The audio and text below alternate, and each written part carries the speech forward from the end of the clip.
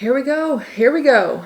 Here we go. Continuing our top 50 series, and we're getting closer to our top 10. We are doing numbers 20 to 11. 20 to 11. Yes, we're starting to get into the range where I'm just like a little extra excited about talking about some of these games. Yeah, because we're getting into those games where if somebody says they want to play it, we're like, yep. And there's not really a whole lot of debate.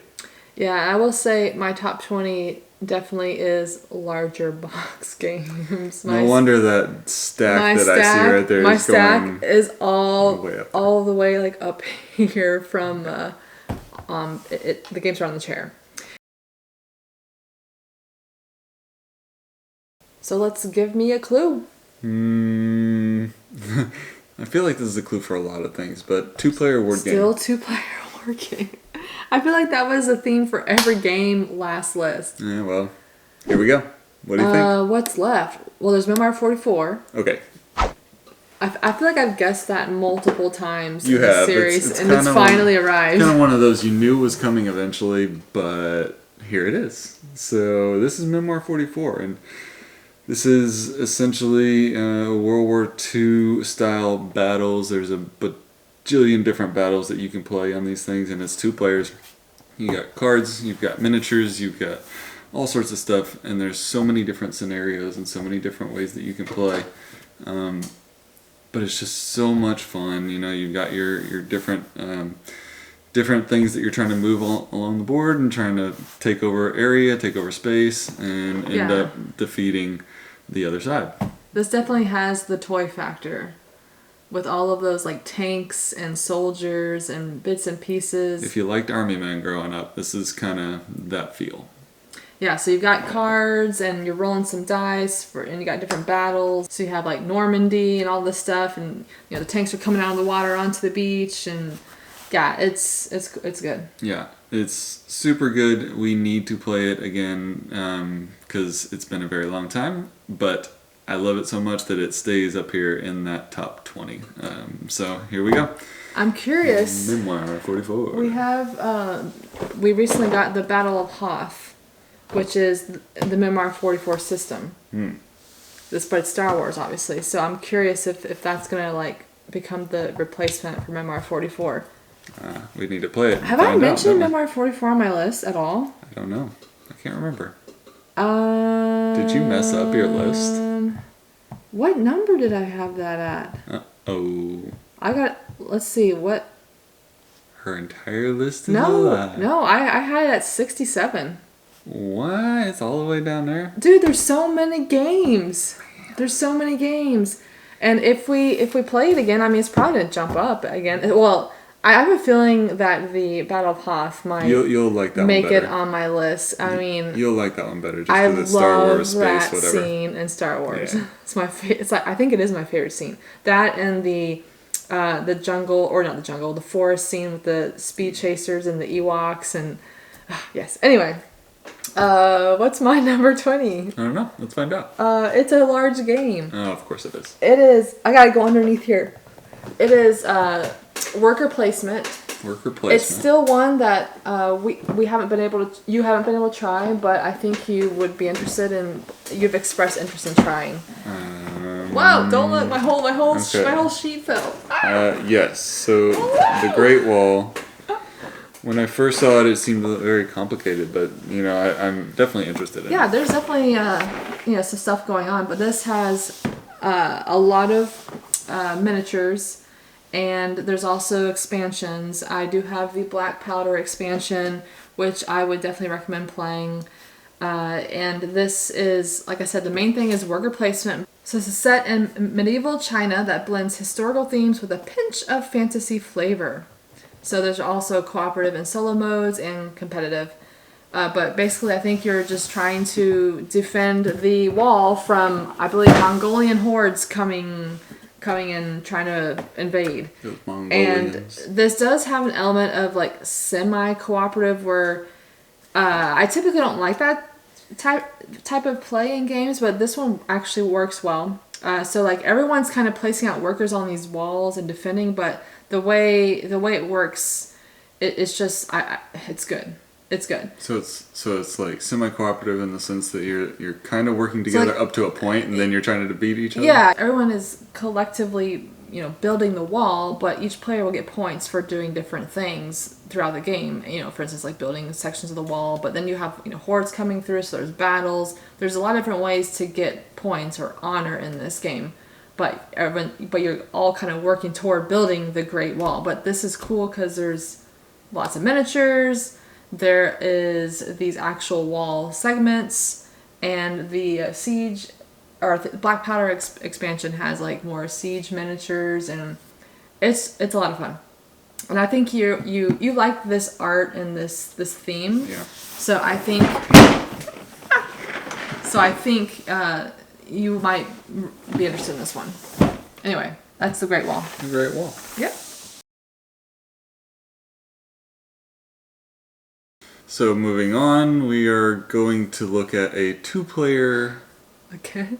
card game that is kind of Japanese in nature. What do you think? Oh, I know what that is, but I'm just like, Oh, another 2-player game. is your whole like top 30 only 2-player games? Oh, This is crazy. the next one well, after it's that's not. Hanamakoji. Hanamakoji. Hanamakoji. So, really interesting, Stressful. stressful for Jody, but so much fun because it's that mind gamey style that I really like. Basically, there are a number of geishas out there, and you're trying to win the favor of 4 of them once you reach the scoring round, or you're trying to get a certain number of points, whichever one comes first. Once you reach the scoring round, and you're just going to keep playing until one of those players reaches one of those goals.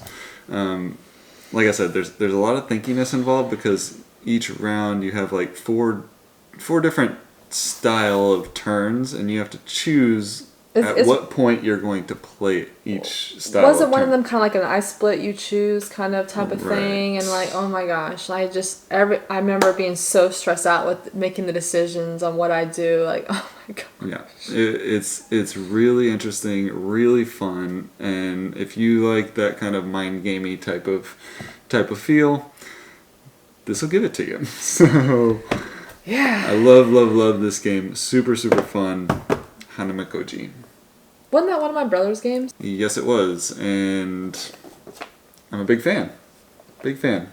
Yeah, I wish you two could have played it together. Yeah, I think we would have both liked it because I think he kind of liked some of those mind gamey type stuff, Yeah. didn't he? Well, small box to another big box. Here we go. This is Merchants of the Dark Road. I know this. I seem to think that this one gets mixed opinions. I know some people really don't like this game, and some people really do. And I'm one of those that really does like it. The production definitely helps this game for sure, and of course there's that Andrew Bosley artwork. But this has a little rondel mechanism with your wagon or whatever. You're stopping off at different locations to take different actions. And basically, you are using your dice to select actions in the city, manage the resources in your wagon, and then interact with players and events on the dark road. So there are these different areas on one side of the board where you're trying to basically get stuff and make deliveries. And I found this to work for me. I like this one. Like I said, I like the theme, I like the art, I like the aesthetic, the component quality is amazing. I have the deluxe version, and I mean the components are really nice. However, I still don't have those metal coins, and those metal coins are gorgeous. Mm-hmm. But I can't remember. Have you ever played this one? I did. I was not a fan. Yeah, I knew. Yeah, I think it was just you kind of going around in the same kind of circle thing, and I got a little bored with it. I also think that while the art is good, for some reason the darkness of it, I understand it's a dark road. It's supposed to be that way, but for some reason it didn't jump out at me. So. I like it. I found it to be interesting. This is not something I want to play like over and over. This is like one of those I want to play every now and then.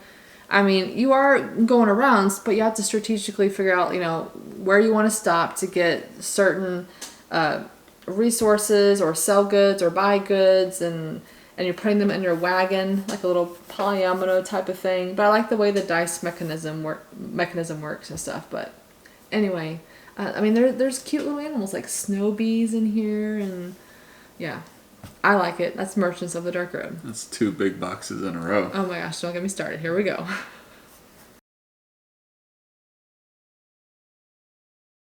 So you will be pleased to know that Not this is two-player? not a 2-player game. And it is a big box game. Ooh. Yeah, that excites you, right? So I can't guess it because I saw one thing off the shelf when I was collecting my games, so I have an idea. okay. All right, what is it? So it is Castles Yes. of Burgundy, That is what I noticed was missing. but it had to be the special edition. I was a little surprised it wasn't in your top 10. Yeah, I don't know. I think it's just sometimes when you're making these lists, it's like, what's the mood at the time? And for right now, I kind of think about it of which game would I want to play before this one. And so Castles of Burgundy, love it. Gorgeous production. Initially, despised it. But now, with this particular edition, with all of the updated stuff, the prettiness, brightness, Acrylic tiles. acrylic Oh, tiles, the playing experience, not just the game, which I didn't like the gameplay before, but now I do but that was much also more. a while ago. It that you was a very played. long time ago when I was a very new gamer and I didn't know what the heck was going on here. So now that I'm a little bit more experienced, I like this style of game.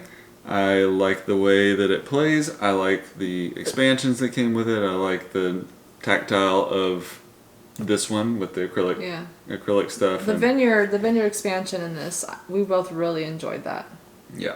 And I mean, yeah, this seems like one of this seems like one of those games that you would like because I mean it's puzzly. Yeah. You're getting tiles and you have to place them out in certain spots. You know, with the number die and you have the color building and yeah, this definitely seems up your alley. Yeah. It's just the right amount of stuff to manage for. This one is up your alley. Civolution, not so much. Not so much. That's Same okay. designer using dice and such, but Yeah. I Alright. wish. Well, there it is. Castles of Burgundy. Special edition. Special edition. Okay. My first space sci-fi game on the list. Surprised it took us this long? I know. Just wait for the top 10. Oh boy. So this was one of my brother's games. And didn't we get to play this with him? Yes, We did get to play this with him. We did. He taught us. This is Terraforming Mars, and I'm just lumping this one and the card version, the Ares Expedition, kind of together. I like them both. I honestly don't know which one I like better. I mean, I like the art in the Ares Expedition better, but I like the gameplay in both. So this one has lots of cards, and you're trying to manage your cards, and you're basically trying to manage your resources and bump up the production and then there's this map on the board where you're placing out tiles. The temperature is going to be raising the oxygen. There's all these parameters that are going to be increasing as the game goes on, but I really enjoyed just managing your production and getting the resources. So definitely enjoy this one. And I can't remember. Is this on your list anymore? Nope. It used to be pretty high up there because I think just because I had played much fewer games in the past. Now I've played a lot more, and I realize I don't necessarily like a lot of complicated cards. What? That's why a lot of my games don't Okay. have that. Well, anyway, that's my number 18, Terraforming Mars.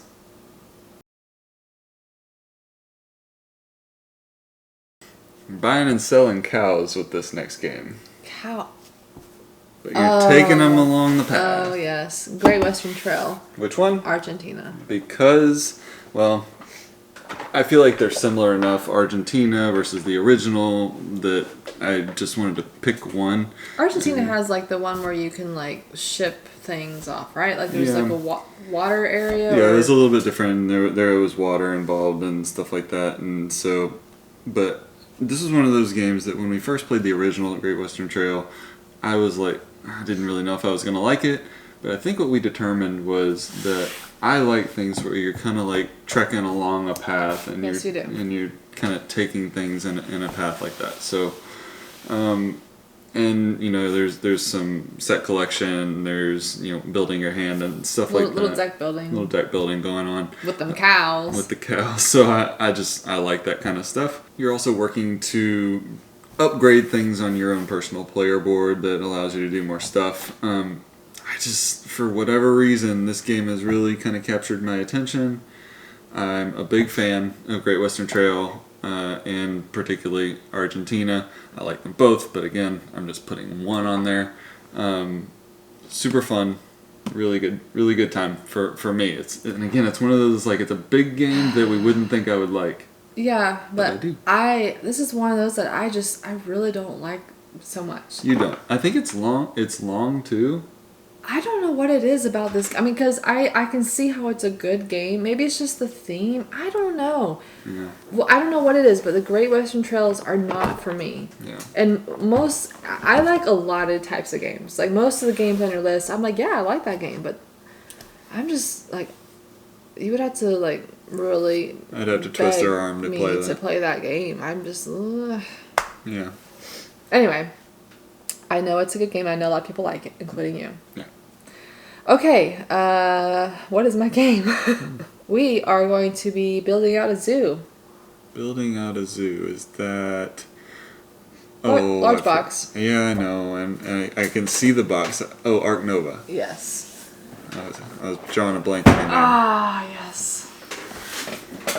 So just like the game I was talking about before, Terraforming Mars, this one has that same thing where there's like over 200, unique cards.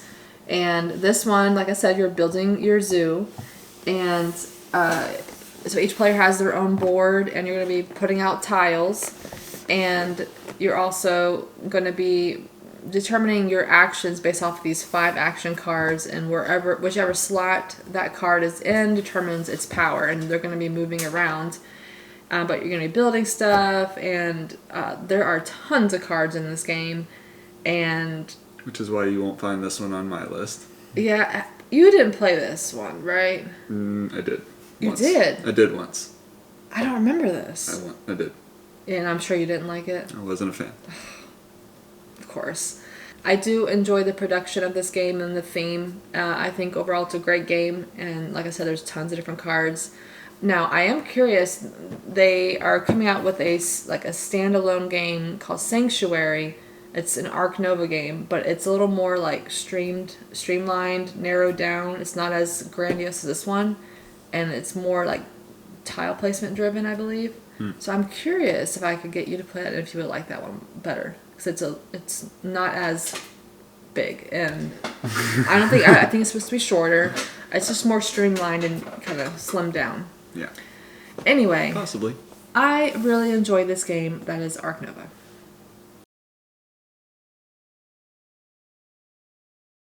So my stack over here is getting too large. I feel like it's like starting to create a shadow or like a dark area over here. It's getting into our light.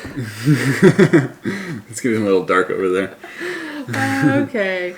What do you got? What do you got for me? All right. So this one is flora, fauna, and a tableau, a 4x4 tableau. Earth? This is Earth.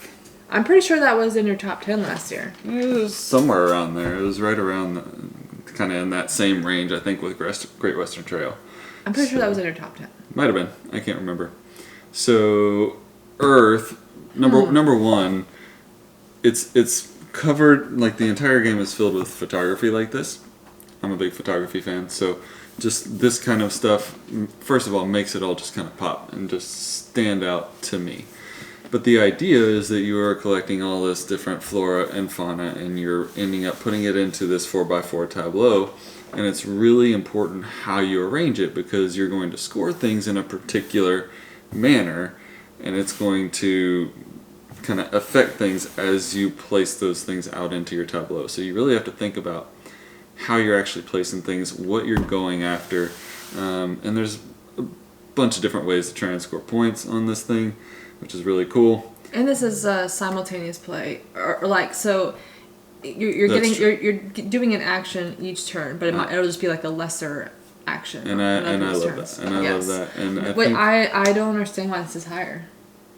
why it's not higher. Yeah, I don't know. I feel There may be some other games that have knocked it down. I'm curious because this is so up your alley. Yeah, this is cool. Now, you might be thinking, though, as I've complained about a lot of cards in games, well, this has a lot of cards. It's mainly just like some iconography. It's not like It's text or anything. Yeah, it's predictable iconography. Things that it's easy for me to read and comprehend and understand. It's not like a bunch of text that I have to read through and sift through and figure out what it means. So, like grow your little trees or get some poop or soil. We call it poop. we call it poop. It looks like poop.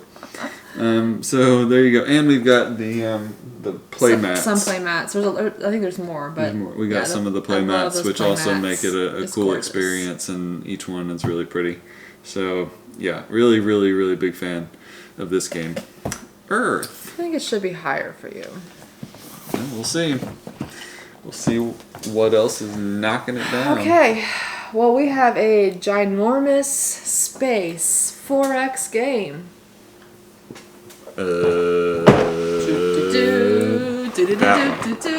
That's upside down. Oh, not a... You did it. You did. Oh, no, I just put my stack upside down.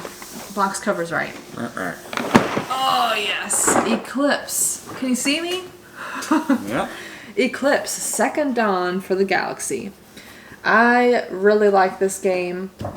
And this, like I said, is a space 4X game.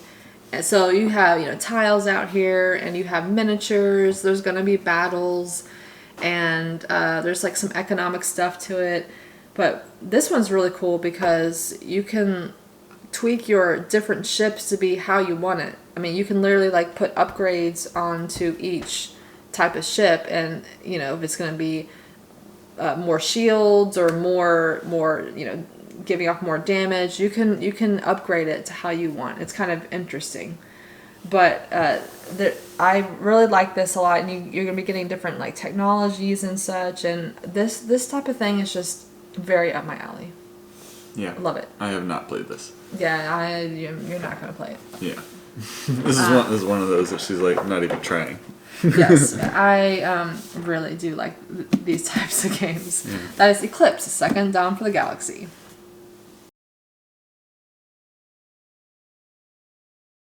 This one is polyomino, where each person's trying to kind of fulfill their own little individual puzzles.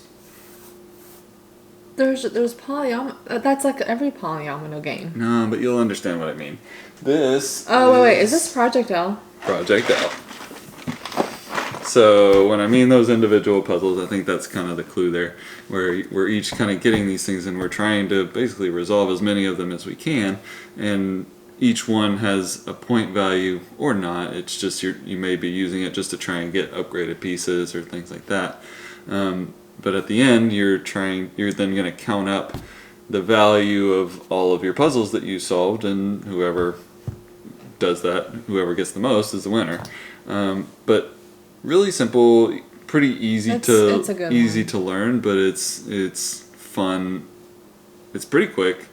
I just like polyomino style. This is really clean. Oh yeah. The pieces, again, it's a tactile thing. Acrylic pieces. It's really satisfying. Really, really enjoyable. This is the master box, so this has some expansion and extra material in it. The original game did not have all of that, but we liked the original so much that we definitely wanted to go for the master box. Really, really, really, really good game. And for me, it's kind of up my alley of simple mechanisms, but kind of thinky and trying to figure it out and master it. So really, really good game. This was in my 50s. This was 58. Just outside. Yeah, there was a handful of yours that were in my Welcome to the Moon, Milim Space Agency, Project L. Those are all like in my 50s. Yeah. Didn't quite make the list, but so close. But I love them. Like, these are great games. Yeah. Project L. Good choice. Okay, we're staying in space. Of And course. this is a crunchy roll and write based off of a large space 4X game that I've never tried, Twilight Imperium. This is Twilight Inscription. And these have the best dice, I think, ever. I love the dice in these games.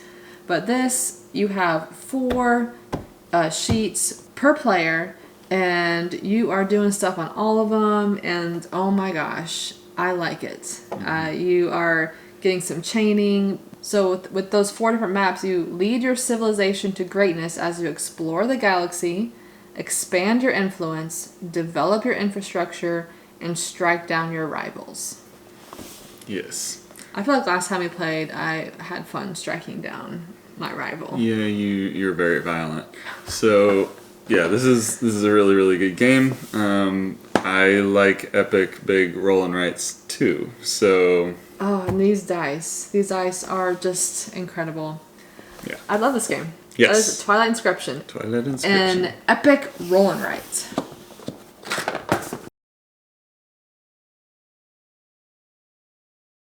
So this next one, I will confess, this one I avoided for a very long time.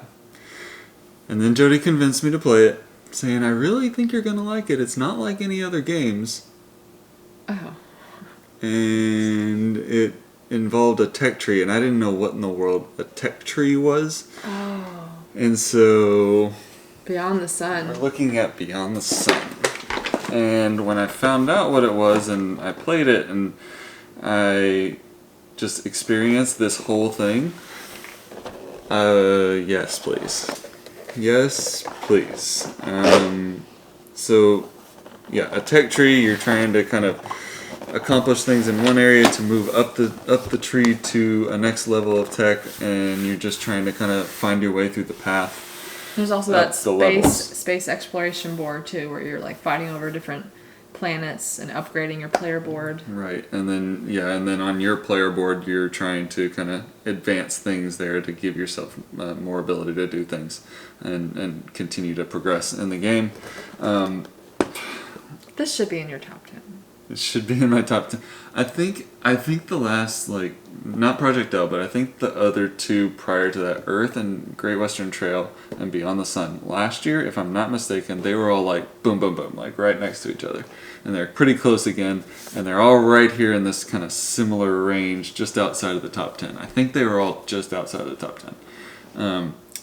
Tis a good choice. But I really, really do like this game, and like I said, I had to confess, I avoided it for a while, but Yep, you made a good some choice. games I suggest we play and try, be a better sport. They work a better sport. Because you don't know, Okay. you might end up liking it. Yeah. Like Eclipse Second Dawn for the Galaxy. Yeah. I can already tell that's a no-go. Or my upcoming game here, Civilization, or 4XE feeling, Mosaic? Clash of Cultures, Nope. Monumental Edition. You never know. You never know. Oh, man. So This is one of those that gives me those this is vibes. this is one where you start as a tiny little civilization and you're trying to grow into a mighty empire. Sorry, I was thinking of our daughter, like baby civilization, Baby one. to mighty empire. She does that. She does. Baby, big one. Yeah. Yeah. Anyway, she's really cute.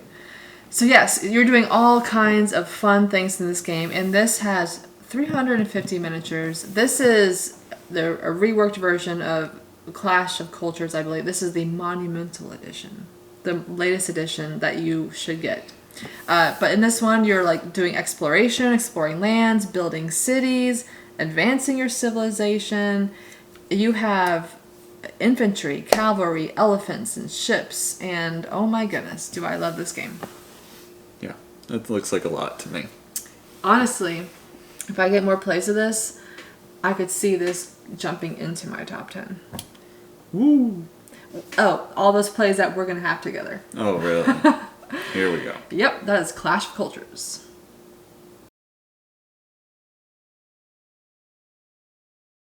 Thirteens. 13. There's a moth. Hello, moth. Hello. Okay. So, I'm not sure why we have a moth in the house. yeah. Go ahead. Anyway, number 13. This one is, I think, a little bit of a surprise for me because I have not previously to this one been big fans of Garfield games. This Garfield game, I am a fan of. And there's translation involved. I know what it There's all is. these It's different Scholars things. of the South Tigris. Right. So, Scholars of the South Tigris. Now, don't get me wrong. I tend to like the artwork on these. I think it's kind of unique and cool. But the gameplay on a lot of these, like the West Kingdom series, I didn't like ahead of this one. This one, I really did enjoy. And it's a little surprising because there is a lot going on in this game, and it was quite thinky and I don't know. Every now and then, one of those games just kind of stands out to me. This one does. Like Eclipse for the Second Dawn for the Galaxy? Keep dreaming. So, I think it's just, it ticks a lot of boxes for me. There's these tracks that you're trying to gain influence on. There is, you've got your cards that you're playing out. You're building, you're doing some deck building. You're doing some dice and bag building, worker placement, all these different kinds of things that are going on. And Was it this one that did that color? This one was that color the combo color thing. combination Oh my thing that also broke your brain. And I just loved it. I found this to be really, really entertaining. Yeah, there is a lot, like with the dice and the workers, right? There's like, you add two different colors to make another color that you There's some can math, use there's out some color there. combo. It's just simple color wheel stuff, I guys. love the tracks in the middle. Yeah, but I don't know my color wheel, and I was an epic fail at this game. It's a good one. But yeah, this one was really, really, really good. Pretty kind of mentally challenging for me, which was surprising that I liked it so much. Because usually I like the mental challenge, but with simple mechanisms, this one had a lot more mechanisms. Yes, but I think the themes really help. The theme idea helped. with language and translation, because you're into languages, True. and the colors and such like that. Yeah. Yeah. So there you go. Number 13, Scholars of the South Tigris. Okay, so mine is one of those deck building worker placement combos that I really do like. That is Endless Winter, Paleo Americans. I like this one a lot, and this has several things going on in it at the same time. It's like I said, worker placement, deck building, but you also have like some area influence on the tile or on the like landscape tiles. You have set collection with your cards. There's some tile placement on the monolith, I believe. There's just a lot going on in this game. This production is outstanding. I really like this production.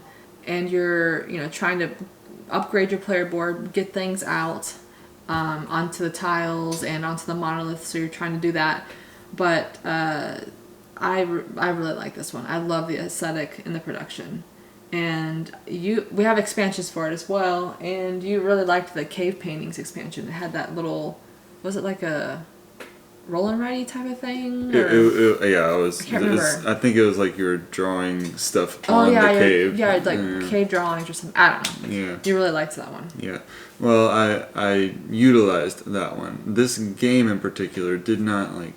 It wasn't my favorite for whatever reason. You even liked though that expansion. I did like that aspect for Yes. sure. So yeah. Well, I really like this one. A lot going on in here. Great production. That is Endless Winter, Paleo Americans.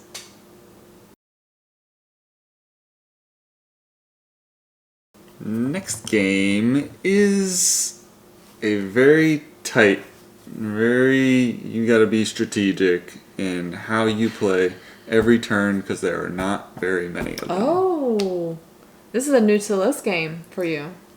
It might be, yes. I think believe it it is. is. I think it is new to the list. The White Castle. Yeah, the White Castle. Wow. So, you yeah. like it that much. Yep, new to the list and all the way up to number 12. Well, you love 2-player games. You love the White Castle. we have the White Castle Dew on deck to be played, and stay tuned for that because we'll be covering that. So we'll see if that's even better than this one for you. We'll find out. But this one, I don't know. It is, oof, the strategery is quite intense. Trying to figure out how to utilize. Is it a total of 9 turns? I think it was 9. Yeah.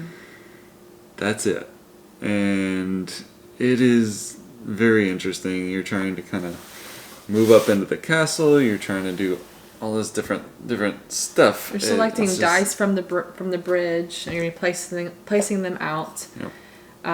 Yeah, it's well done. It is super well done. You've got your personal player board that you're kind of moving stuff around, and you're having to reveal stuff to give yourself more ability to do things.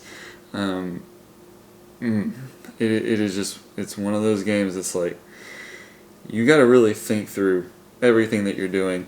And yeah, you're also drafting those dice in the beginning of the turn. So when you draft those dice, it may be the other person gets the one you really wanted first, and then you got to figure out how to work with what's left. I just found this to be really, obviously the theme for me, I like kind of the Asian stuff, and the Himeji Castle is one of my favorite structures on the planet. It's really cool. Don't you just like draft on your turn the die, and then you place it out, and then the next person you don't all like draft dice. Yeah, that's correct. Yeah. But I think if you get some of the die on like the ends, you get a lantern bonus. Was it? Correct. Yeah, and those lantern things can also then give you benefits. So Yeah. it may be a less desirable die, but you might get something else for it for choosing it. So yeah, the White Castle, super good. I like Devere games. I like Devere games, and I think they've done a really good job. Really knocked it out of the park with this one. And there you have it. So mine is gonna break my back. Oh, it's a big one. Yeah, I think it's probably the biggest thing we own. This is the complete collection. Wow. Oh my gosh. Of Everdell. Yeah, that's a monster. This is the complete collection. I mean, guys, this is monstrous. I believe this is the only like big box we've ever gotten. We're not huge into getting tons of expansions for games. It's more just like standalone games. Everdell was one of those that I got everything for because for a while it was my #1 game. Yes, it has dropped out of the top 10.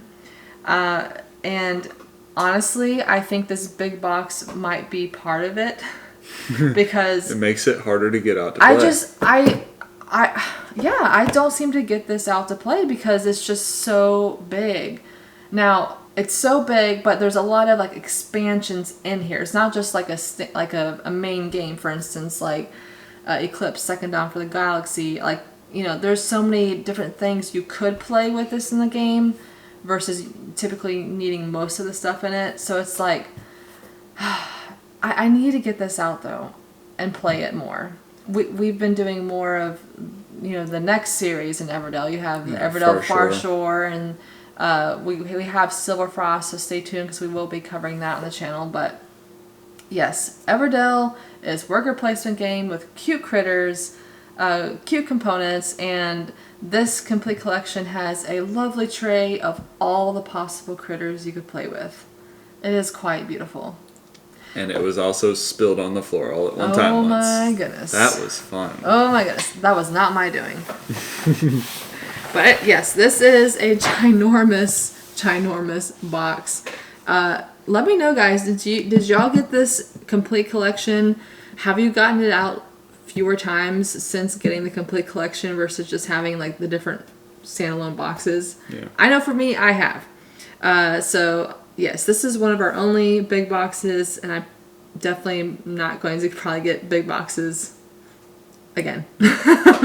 Anyway, that is Everdell, the complete collection. Cute critters, lovely game. Check it out.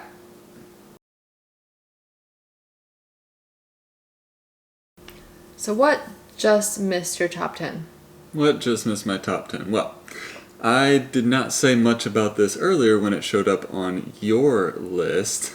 And this is Twilight Inscription. Surprised I saw it in the top 10. Again, there's a lot of stuff that is kind of moved around, I would say. But this is one of those kind of games that's like the big, bulky, crunchy roll and write type thing. It just grabs my attention. I love it. I really, really enjoy it. The chaining of different things that goes on during your turns. The chunky dice that are really enjoyable to roll, and just the color. It looks really cool out there on the table, especially on something like this, our Starfield Yes. playmat. Oh, Yeah, look at that chunky dash. that's just one of them. Yep. So yeah, really, really, really, really good game. Unfortunately, it just landed outside of the top 10. So. Hey, but this was a crossover for us on this here list. Crossover One in that this we section. both really, really like. Yes. For sure. There you go. Twilight Inscription. Definitely a good choice. Okay, so the one that just missed my top 10 is a new to the list game for me. Ooh. Can you guess what theme it is? Space. Space sci-fi. And we are talking about SETI, Search for Extraterrestrial Intelligence. I like this game a little. I'm probably not gonna. This is a really fun game. Similar to like Ark Nova, Terraforming Mars, there's a huge deck of cards that are all unique. So I like that in these games. But this feels like a unique game. I mean, there's a lot of different things going on. In the middle of the board, you have this solar system that's going to be rotating. The planets are going to be moving around.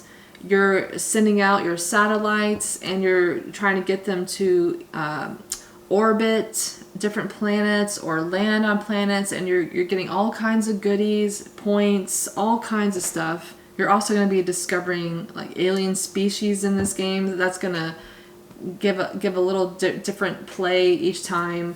And yeah, there's just a lot going on. You have your own player board, and you're trying to do some upgrades to it. This is such a good game. This is one of those also that I really like, but I'm so bad at. It's like Civolution. Whenever I have played this with some friends, I get creamed every time, but I still really like the game. And it's still all the way at number 11. I really like the game. It's so well done. Just imagine if she won. No, I don't judge my games on whether or not I win. This is gorgeous to look at. I love this game. This is a fantastic game, and I'm curious. I don't know if you would like this or not. I'm curious. It looks like a lot. It is a lot, but it's fun, and it's gorgeous, and it's amazing. That is SETI, my number 11. Well, that was a fun list. It was. That was a lot of fun games, and next up is going to be our top 10. Even more fun. Top 10. Oh, man. Just looking at this stack of games here is just amazing. Now, Justin had to put like half of my stack on the floor over there for me. Because it doesn't fit on the table. All of mine are here. All of hers are not. Yes. Half of mine are here, and the other half are on the floor. Yeah. Yep. So anyway, guys, thanks for watching. Let us know which one out of all these games you liked the most, and we will see you guys on the next one.